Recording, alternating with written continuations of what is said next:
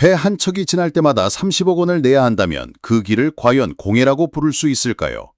세계 원유물동량의 20%가 지나는 이 길목이 어느 날 갑자기 누군가의 유료 사유지가 되었습니다.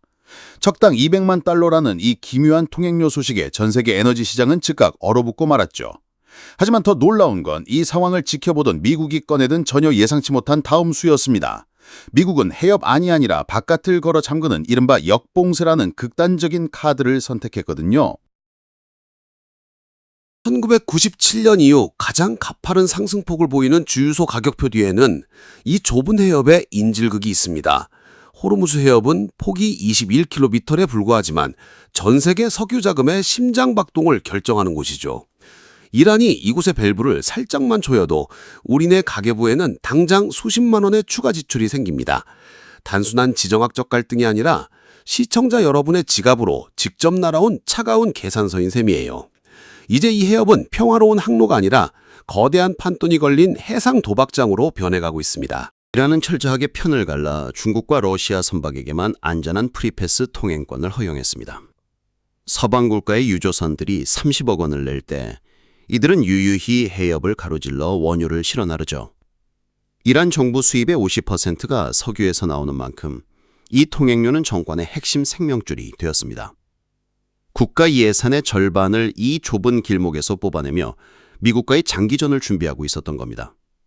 결국 해협은 이란에게 단순한 영예가 아니라 세계 경제를 쥐고 흔드는 거대한 현금인 줄기였어요. 트럼프 행정부는 이란 유조선이 해협 밖으로 단 한 방울의 기름도 못 내보내게 하겠다고 선언했죠. 해협 입구를 막는 대신 바깥쪽 공해상을 미 해군 함대로 겹겹이 에워싸는 역봉쇄 작전입니다. 이란이 쳐나온 그물을 아예 통째로 묶어버려 석유 수출 자금을 완전히 말려버리겠다는 계산이죠. 이 조치가 발표되자마자 국제 유가 그래프는 마치 수직벽을 타듯 가파르가 솟구치기 시작했습니다. 경제적 질식 작전과 생존을 위한 저항이 정면으로 충돌하며 해상엔 팽팽한 긴장감이 감돌고 있어요. 여기서 대부분이 한 번씩 헷갈리는 지점은 미국이 왜 이런 유가 폭등의 위험을 감수하느냐입니다. 이란의 핵개발 자금을 원천 차단하는 것이 미국에게는 당장의 기름값보다 더 큰 안보 과제거든요. 돈줄이 막히면 이란이 결국 미국의 요구를 받아들일 수밖에 없다는 확신이 이 도박의 근거입니다. 하지만 이 판단이 왜 위험한지 한 발 떨어져서 보면 이란이 숨겨둔 또 다른 패가 보이기 시작하죠. 봉쇄선이 그어지기 훨씬 전부터 이란은 이미 바깥 세상에 거대한 원유 창고를 만들어 두었거든요. 이란은 바닷길이 막힐 것을 미리 내다보고 해협 밖에 이미 1억 6천만 배럴의 원유를 옮겨두었습니다. 이는 전 세계가 며칠 동안 쓸 수 있는 양으로 미국의 봉쇄망 바깥에서 언제든 팔릴 준비가 됐죠. 문을 걸어 잠갔는데 정작 팔아야 할 물건은 이미 집 밖에 모두 내놓은 것이나 다름없는 셈입니다. 중국으로 향하는 이 유조선들은 점선으로 이동 경로를 그리며 미국의 감시망을 교묘히 피해갑니다. 결국 미국의 역봉쇄는 이란의 창고가 아니라 텅 빈 통로만 지키고 있는 꼴이 될지도 모르겠어요. 이 작전은 시간이 흐를수록 미국 경제에 목을 조르는 날카로운 부메랑으로 돌아오고 있습니다. 해상 봉쇄로 공급이 줄면 국제 유가는 즉각 반응하고 이는 곧 미국 내부의 물가 폭등을 부르죠. 대선을 앞둔 미국 정부는 물가를 잡아야 하는데 이란을 칠수록 자기 발등을 찍는 격이거든요. 수치는 정직합니다. 공급이 200만 배를 줄어들 때마다 세계 경제의 비명소리는 더 커질 뿐입니다. 이란을 압박할수록 오히려 유가가 치솟아 적에게 더 큰 수익을 안겨주는 아이러니가 벌어집니다.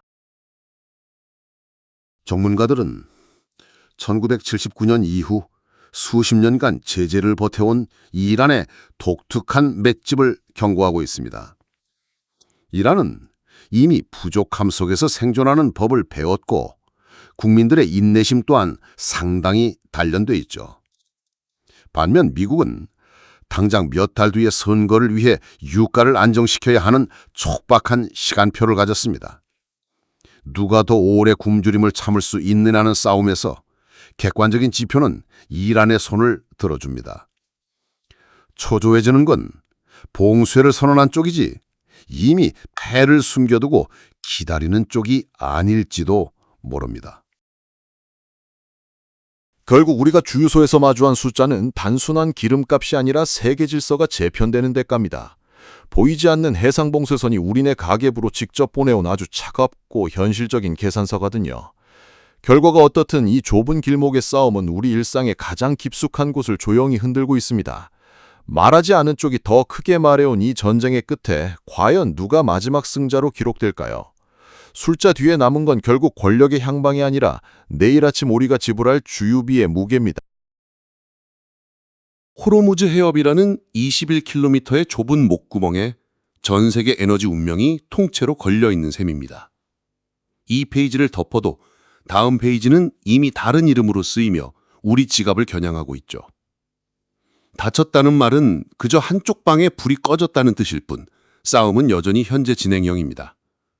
과연 이 긴장된 해상의 균형은 언제까지 무너지지 않고 조용히 버틸 수 있을까요?